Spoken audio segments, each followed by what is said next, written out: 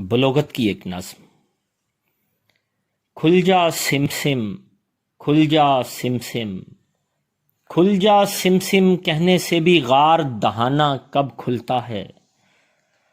میں نے اپنے تشنا ترسے گرم لبوں سے نیند کے جسم پہ دستک دی تو کوئی نہیں تھا۔ کنڈلی مار کے بیٹھی دھوپ سے خود کو ڈسوانے کی لذت اب شہوت میں بدل گئی تھی۔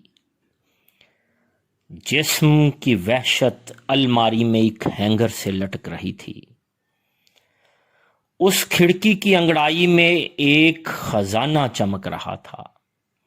رستے رستے مست کواری خواہش دو منہی ایک ناگن بن کر پھن پھیلائے جھوم رہی تھی۔ بیوہ رات کی ترسی آنکھیں کومل لہجہ چوم رہی تھیں۔